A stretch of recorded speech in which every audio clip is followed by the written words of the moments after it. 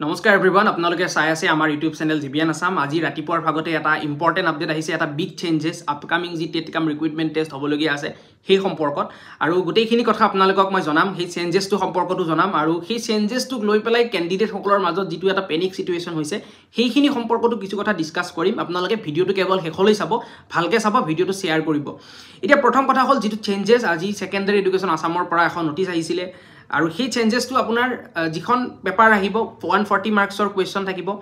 সেই 140 মাৰ্কছৰ যিখন question paper তাত মাৰ্কিং ব্ৰেকআপ খিনি অলৰেডি দিয়া হৈছিলে উইথ সাবজেক্ট আৰু সেই সাবজেক্টত আপোনাৰ পেডাগজি আছিলে আসাম এনিজ পিপল আছিলে ইংলিশ আছিলে জিএস এণ্ড কাৰেণ্ট এফেয়াৰ্স আছিলে আৰু এই টপিক খিনি মিলাই পেলাই টোটাল আপোনাৰ 140 মাৰ্কছৰ কোৱেশ্চন পেপাৰ আহিবলগীয়া আছিলে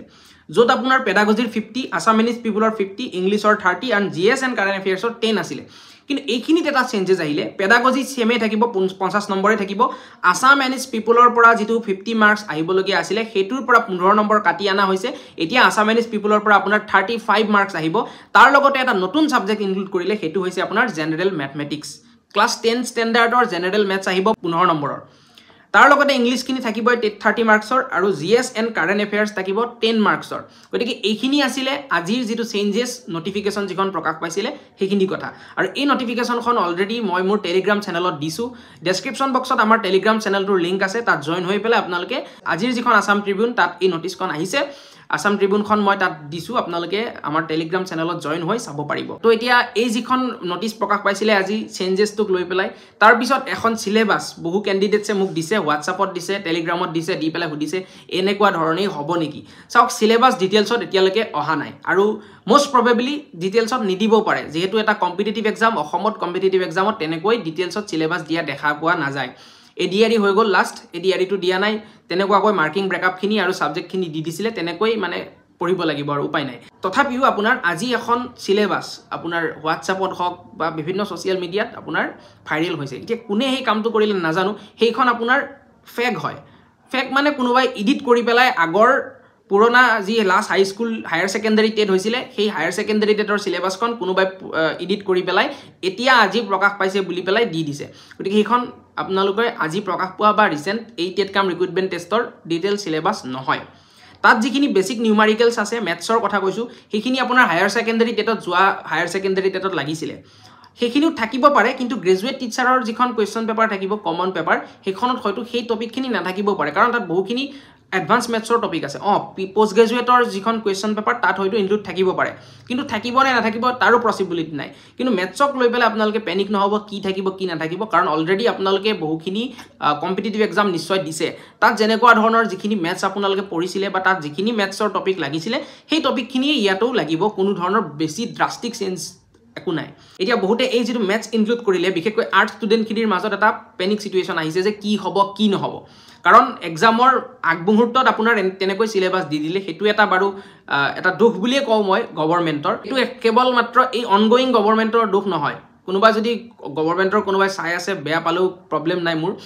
এটো অনগোইং গভৰ্ণমেণ্টৰ দুখ নহয় এটো আগৰ পৰা চলি আহি আছে বিশেষকৈ অসমত সিলেবাসটো ডিটেইলছত নিদিয়ে তাৰ লগতে এক্সামৰ আগতে ক্যান্ডিডেট সকলৰ মাজত এটা পেনিক সিচুৱেশ্যন হৈ যায় হেতু তেওঁলোকে মানে নিজে বিবেচনা কৰি নাচাই তেনেকুৱাকৈ আপোনাৰ চেঞ্জেছ এটা কৰি দিয়ে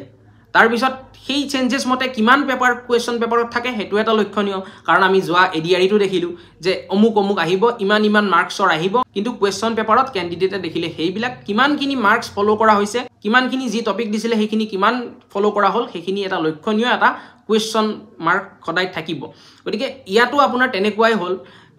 যে আপোনাৰ এক্সাম অৱস্থাত এই আপোনাৰ সিলেবাসত চেঞ্জেছ আনি দিলে এতিয়া এই যে চেঞ্জেছটো আহিলে এই চেঞ্জেছটো অহাক লৈ পেলাই মই ভাবো কাৰো অবজেকশন নাই চেঞ্জেছটো আহিব পাৰে কাৰণ কম্পিটিটিভ এক্সাম হয় কিন্তু যেটো টাইমিংত চেঞ্জেছটো আহিলে হেতুক লৈ পেলাইহে বহুতৰ সাগে কোৱেশ্চনটো আহিছে কাৰণ এইটো যদি চেঞ্জেছ আপোনাৰ সেই আগতে যি যেতি এডভাৰটাইজমেন্ট প্ৰকাশ পাইছিলে এডভাৰটাইজমেন্ট প্ৰকাশ পাওঁতেই যদি কৈ দিলে হেতেন যে ইমান কোৱেশ্চন ইমানখিনি কোৱেশ্চনৰ মাৰ্ক থাকিব এইখিনি সাবজেক্ট থাকিব তো তেতিয়া ক্যান্ডিডেট খিনিয়ে মেন্টালি হক বা ফিজিক্যালি হক প্ৰিপেয়াৰ হ'ব পাৰিলে হেতেন কিন্তু এতিয়া দি দিছে এতিয়া কি কৰে কি নকৰে ক্যান্ডিডেটৰ মাজত ডেফিনেটলি এটা পেনিক সিচুৱেশ্যন হ'ব গতিকে নিকা স্বচ্ছ হোৱাটো সকলোৱে বিচাৰে এটা ৰিক্ৰুটমেন্ট প্ৰসেস কিন্তু এট দা সেম টাইম এনেকুৱা ধৰণৰ যিখিনি মানে প্ৰব্লেম হৈ আছে কম্পিটিটিভ এক্সামৰ ক্ষেত্ৰত সেইখিনিৰো এটা ৰেক্টিফিকেশ্যন বিচাৰে সকলোৱে, যিটো ময়ো বিচাৰোঁ, আপোনালোকে বিচাৰে, সকলোৱে নিশ্চয় বিচাৰে। তো মই গভৰ্ণমেণ্টক এইটোৱে কৰিব বিচাৰোঁ যে আপকামিং যিবিলাক আপোনালোকে গভৰ্ণমেণ্ট এক্সাম পাতিব, তো এনেকুৱা ধৰণৰ কিছুমান কথাটো আপোনালোকে গুৰুত্ব দিয়াটো মই বিচাৰোঁ, সকলোৱে বিচাৰে আৰু দিলে ভাল হ'ব। তো এতিয়া এই জেনেৰেল মেথছৰ যিটো 15 নম্বৰ সেইটোক লৈ পেলাই মই আহিছোঁ। কেণ্ডিডেটখিনিৰ মাজত এটা পেনিক হৈছে, বিশেষকৈ আৰ্টছৰখিনিৰ মাজত যে কি হ'ব কি নহ'ব। চাওক, আপোনালোকৰ পৰাই মই কৈছোঁ যে আপোনালোকৰ পৰাই যিখিনি মই জানিছোঁ সেইখিনিৰ ফালৰ পৰাই কৈছোঁ যে আছামিজ পিপুলটো আপোনালোকে বহুতে ভালকৈ পঢ়ি আছে বুলি মোক কৈছে। তাৰমানে মই বহুতে এনেকুৱা কৈছে যে মই আপোনাৰ হিষ্ট্ৰীও পঢ়িছোঁ, জিঅ'গ্ৰাফিও পঢ়িছোঁ, পলিটিও পঢ়িছোঁ, ইকনমিও পঢ়িছোঁ, এইবোৰ অথলে যাব নেকি? কাৰণ পঢ়িছিলোঁ মই 50 মাৰ্কছৰ কাৰণে, এতিয়া আহিব 35 মাৰ্কছৰ কাৰণে। চাওক, 35 আৰু 50ৰ ভিতৰত 50 মাৰ্কছৰ মাজত কোনো ধৰণৰ ডিফাৰেঞ্চ নাই। মাৰ্কছ 15 নম্বৰৰ ডিফাৰেঞ্চ আছে, কিন্তু মই কুৱেশ্যনৰ হিচাপত যদি চাওঁ তেতিয়াহ'লে কোনো বৰ বিশেষ এটা চেঞ্জেছ নহয়। সেইকাৰণে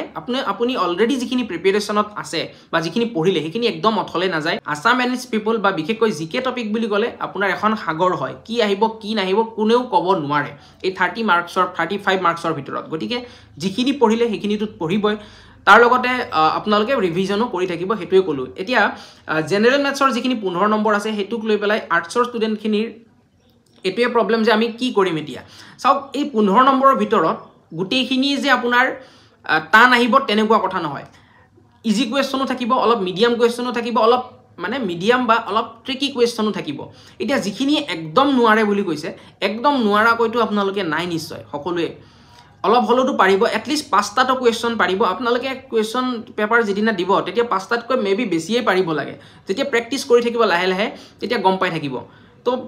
5 নম্বৰ এটাতো পাব পাৰিব এই 15ৰ ভিতৰত। তো 5 নম্বৰ এটা যদি জেনেৰেল মেথছত পাব পাৰে, বাকীখিনিত যদি ভালকৈ আপোনালোকৰ এটা প্ৰিপেৰেশ্যন থাকে, এটা বেছ যদি ভালকৈ বনি থাকে, পেডাগজি হওক, আছামিজ পিপুল হওক, ইংলিছ হওক, কাৰণ ইংলিছ আৰ্টছৰ ষ্টুডেণ্টৰ বিশেষকৈ ভাল হোৱাই দেখা যায়। যিসকলৰ ইংলিছটোও অলপ দুৰ্বল তেওঁলোকে ভালকৈ এইটো হাৰ্ডৱৰ্ক কৰিবই লাগিব। GS কাৰেণ্ট এফেয়াৰ্ছ বাৰু মই বাদেই দিছোঁ, কাৰণ সেইটো কি আহিব কোনেও ক'ব নোৱাৰে, আৰ্টছ হওক ছায়েন্স হওক কোনেও ক'ব নোৱাৰে। গতিকে আপোনালোকে এই জেনেৰেল মেথছত যদি অন্ততঃ 5 নম্বৰ এটাৰ কাৰণেও যদি আপোনালোকে অলপ কষ্ট কৰিব পাৰে, বাকীখিনিও যদি আপোনালোকে ভালকৈ কৰিব পাৰে, আপোনালোকৰ 110+ আপোনালোকৰ মাৰ্কছ ডেফিনেটলি আহিব। আৰু যিহেতু কম্পিটিটিভ এক্সাম হয়, নিগেটিভ আছে, আপোনালোকৰ গোটেইখিনি শুদ্ধ হ'ব লাগিব বুলিওতো কোনো কথা নাই নহয়। আপোনালোকৰ গোটেইখিনি শুদ্ধ হ'লেই যে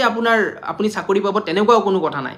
আপুনি কেৱল সেই কাট অফৰ যিখিনি ৰেঞ্জ, সেই কাট অফৰ ৰেঞ্জৰ ভিতৰত আপোনাৰ নামটো থাকিব লাগে বা আপোনাৰ মাৰ্কছখিনি থাকিব লাগে, সেইটোৱে আপোনাৰ এইম হ'ব লাগে। এতিয়া পেনিক এইকাৰণে হৈছে 15 নম্বৰ দি দিছে, আমি কি পঢ়িম কি নপঢ়িম সেইটোক লৈ পেলাই বহুতৰ পেনিক হৈছে। আপুনি যদি একদমেই মেথছ নোৱাৰে তেতিয়াহ'লে আপুনি গোটেইখিনি পঢ়িবলৈ নাযাব মেথছৰ, আপুনি গোটেইখিনি কাৰেক্ট কৰিবও নাযাব। সেইকাৰণে আপোনালোকৰ পেনিকটো হৈছে যে মই গোটেইখিনি শুদ্ধ কৰিবই লাগিব, মই 15ৰ ভিতৰত 15 পাবই লাগিব। যদি আপোনালোকে একদমেই নোৱাৰে আপুনি 15ৰ ভিতৰত 5ৰ পৰা 10ৰ ভিতৰত আপোনালোকে পাবৰ কাৰণে ট্ৰাই কৰক। তেতিয়া আপোনালোকে চাব বাকীখিনিত আপোনালোকে টাইম দিব পাৰিব, আৰু এট দ্য ছেম টাইম আপোনালোকে মেথছখিনিও প্ৰেক্টিচ কৰি থাকিব, 110ৰ ভিতৰত এটা ভাল মাৰ্কছ আহিব। আৰু মেথছখিনিয়ে চাব আপোনালোকে এতিয়াহে মানে এই চেঞ্জেছটো অহাৰ পিছতহে আপোনালোকে পেনিক হৈছে, কিন্তু মেথছ থকাৰ কাৰণে আপোনালোকৰ মেবি ভালো হ'ব পাৰে। কাৰণ মেথছত আপোনালোকে জানে গোটা নম্বৰ নেগেটিভ আছে, শুদ্ধ হ'লে আপোনালোকে নম্বৰ পায়েই গ'ল। গতিকে একদম টেনশ্যন লোৱাৰ কোনো দৰকাৰ নাই, ভালকৈ প্ৰিপেৰেশ্যন কৰক। এতিয়া পেনিক নহৈ পেলাই প্ৰতিটো দিন আপোনালোকে ভালকৈ পঢ়ক। আৰু এতিয়া আপোনাৰ বহুতে এক্সামৰ ডেটক লৈ পেলাই কৈ আছে যে 27 তাৰিখে হ'ব, 29 তাৰিখে হ'ব। চাওক, এতিয়া যিহেতু চেঞ্জেছটো আহিলে, কেইদিনমান আগতে এপ্লাইটো শেষ হ'লহে, কাৰেকশ্যন উইণ্ড' শেষ হ'লহে, এতিয়া আপোনালোকৰ কেণ্ডিডেটছ কিমান হৈছে সেইটো চাব। যদি বেছি হৈছে আপোনাৰ মেবি ডিষ্ট্ৰিক্ট ইনক্ৰিজো কৰিব পাৰে, চেণ্টাৰ চাব লাগিব, অফিচিয়েলছ গভৰ্ণমেণ্ট অফিচিয়েলছ বা এমপ্লয়ীখিনিক ইনভলভ কৰাব লাগিব, পুলিচৰ কথা আছে, ছিকিউৰিটিৰ কথা আছে। এই গোটেইখিনি আপোনাৰ কৰোঁতে যিটো 29 তাৰিখৰ কথা কৈছে, এই গোটেইখিনি আপোনাৰ খুব সোনকালে হোৱা কথা নহয়, মুখৰ কথা নহয়। মানে এই 20 দিনতে এই গোটেইখিনি কাম কৰাব নোৱাৰে, তাৰ কাৰণে এটা প্লেনিং লাগিব, প্ৰিপেৰেশ্যন লাগিব। আৰু এই 27 তাৰিখৰ কথাটো যিটো কৈছে, মানে যিটো আপোনাৰ আজি নটিছখনত আছে, সেই 27 তাৰিখটো আপোনাৰ 27/12/2023 হ'ব লাগিছিল, কিন্তু 2024 হৈ থাকিলে। সেইটো এটা প্ৰিণ্টিং মিষ্টেক, সেইটো আপোনালোকে ভয় খাব নালাগে, 27 তাৰিখে এক্সাম নহয়, কথাটো সেইটো।